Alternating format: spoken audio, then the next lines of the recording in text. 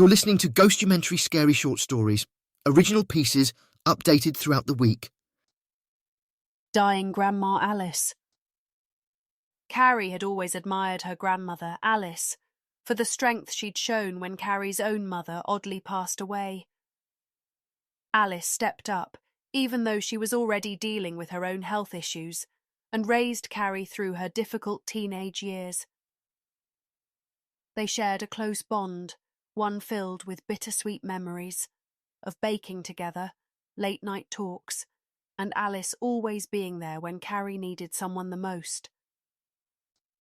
Now, at 35, Cary was a single mother herself, raising her daughter Simon. Alice had a special place in her heart for Simon, often calling her the light of her life.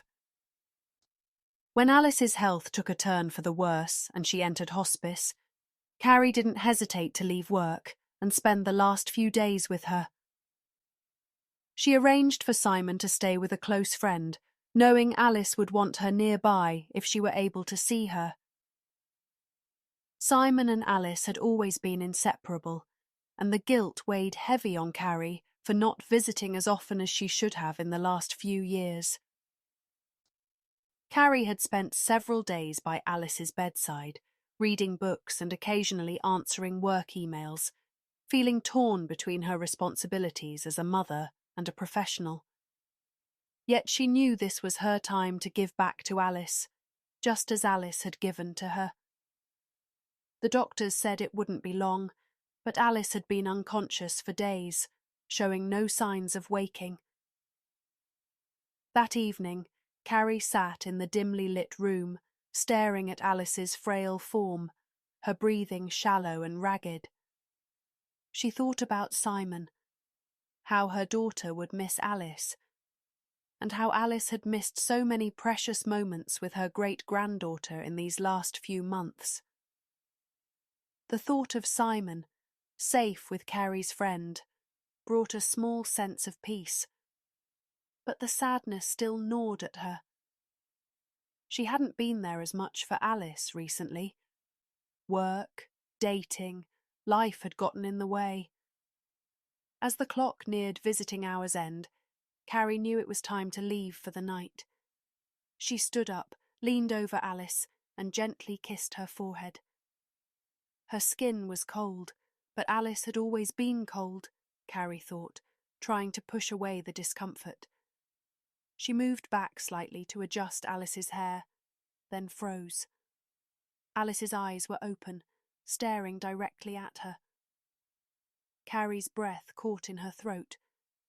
She had waited for days, hoping for one last moment of lucidity. But what greeted her wasn't the warm gaze she remembered. Alice's eyes were dark, almost black, and filled with an intensity that unsettled Cary. They bore into her, cold and furious. "Grandma?" Cary whispered, her voice trembling. "It's me, Cary." No response.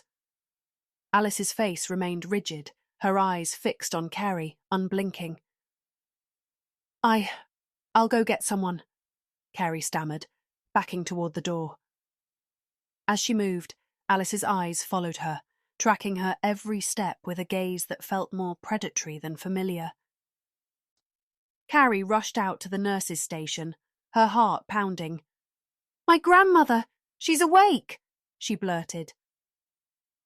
The nurse followed Cary back into the room, but when they arrived, Alice was once again unconscious, just as she had been before. The nurse gave Cary a knowing look, as though she had simply been seeing things, and left her alone with Alice once more.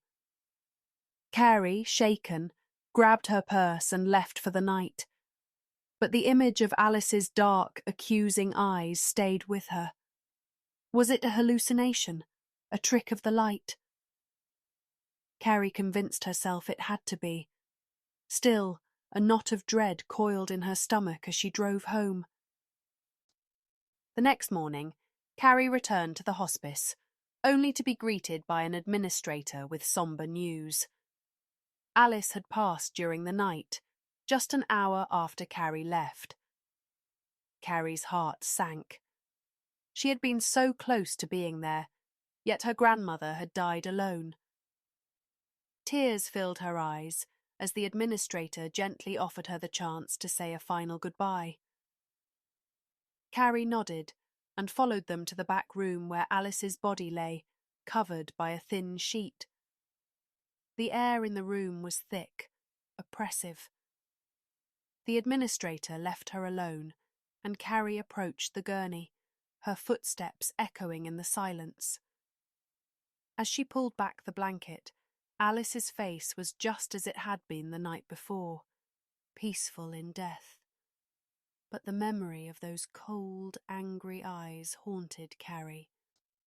Cary stood there, overwhelmed with guilt and sorrow. She bent down and kissed Alice's forehead again, this time for the last time. As she pulled away, she whispered, "I'm so sorry, Grandma. I love you." Then she felt it. A hand, cold and stiff, wrapped around her wrist. Cary froze, her heart slamming in her chest. She looked down in horror to see Alice's hand gripping her tightly, the flesh cold and hard like stone. Slowly, she looked up at Alice's face. Her eyes were open again, but this time there was no mistaking it. They were wide, black, and filled with an unfathomable rage. "Grandma?" Cary whimpered, her voice barely a whisper. Alice's grip tightened, painfully. Cary tried to pull away, but Alice was unnaturally strong, her fingers digging into Cary's wrist like iron claws. Her mouth began to open, wider than any human mouth should. Cary stared in horror as the impossible happened. Alice's jaw unhinged, stretching unnaturally, revealing rows of decaying teeth, black gums, and a cavernous darkness that seemed to consume the room. Cary screamed, but no sound came out. She tried to yank her arm free, but Alice's other hand shot up, grabbing her other wrist. The pressure on her arms was unbearable. It felt like her bones would snap at any moment. Then came the noise. A hollow, low groaning that seemed to rise from deep within Alice's chest. It grew louder and louder until it became a deafening, bone-rattling wail that filled Cary's ears, vibrating her skull. She tried to scream again, but the sound drowned everything out. The world around her began to spin, her vision blurring as the dark void of Alice's open mouth seemed to draw her in, pulling at her very soul. Cary felt herself being pulled closer, her head nearly inside the monstrous maw that had once been her grandmother. The noise was unbearable, the darkness consuming her senses.